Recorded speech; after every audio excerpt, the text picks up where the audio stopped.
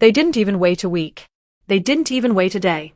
Barely 24 hours after Sarko Starmer stood before the cameras, chest puffed out, touting his shiny new migrant returns deal with France, the people smugglers delivered their verdict.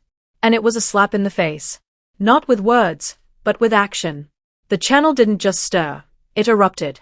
Engines roared, rubber dinghies sliced through the water, and hundreds of illegal migrants surged toward Britain's shores, laughing in the face of this so-called game-changing agreement. This wasn't a minor hiccup. This was a brazen, in-your-face display of defiance, played out under the midday sun for all to see. The smugglers didn't just ignore Starmer's deal. They spat on it, and they made sure everyone noticed. Let's cut through the noise and get to the point. This morning, the border force vessel Typhoon was scrambled after the first group, 60 migrants at least, was spotted making the treacherous crossing. By 11:30 a.m., they were intercepted. But here's the kicker. Instead of being turned back to France under this much-hyped deal, they were ushered straight into British waters, headed for Dover like it was a scheduled ferry. And Typhoon wasn't alone. The Ranger, another border force vessel, was dispatched to scoop up yet another boatload. Reports from the channel suggest this was just the warm-up, with more launches expected through the afternoon. So let's ask the question the government's dodging like a coward. If this returns deal is the silver bullet we've been sold, why are the smugglers running the show on day one? Make no mistake, these criminal gangs aren't sitting around waiting for permission. They are watching. They are listening. They dissect every press conference, every bold announcement, every tough new policy meant to scare them into submission.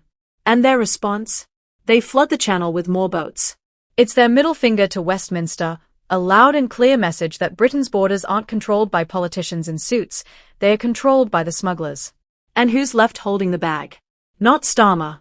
Not the Home Office bureaucrats sipping coffee in Whitehall. It's the British taxpayer, shelling out millions for hotel bills. It's coastal communities buckling under the pressure. It's border force officers, overworked and demoralized, stuck playing taxi service in a crisis their leaders can't, or won't, get a grip on. This isn't a one-off embarrassment. It's a tired, predictable pattern.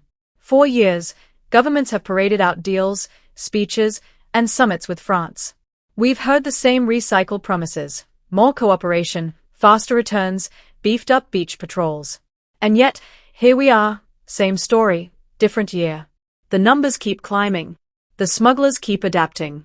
Every failed deal screams one undeniable truth: Britain's borders are open to anyone with a dinghy and a clear day at sea. The reality is as brutal as it is simple.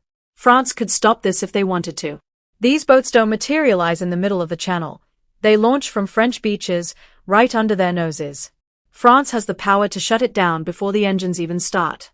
Yet, despite billions in UK payments over the years, the launches keep coming like clockwork. Starmer's deal didn't just fail, it collapsed in public view. In less than a day. This isn't just a bad look for the Prime Minister. It's a gut punch to his credibility. It proves the smugglers are calling the shots. It proves this returns deal is nothing but hot air and political spin. It proves that until Britain takes back full control of its borders, no amount of handshakes with France will change a damn thing. The scene today tells the story. Boats in the Channel, border force playing endless ferry duty, and Britain's borders still wide open. The only winners are the smugglers, laughing all the way to the bank. And then there's Kimi Bad Enoch, unloading on Labour's shiny new agreement like a verbal flamethrower. She didn't mince words, calling it a pathetic failure that's already crumbling. Speaking to the media, she tore into the deal, arguing it's a revolving door.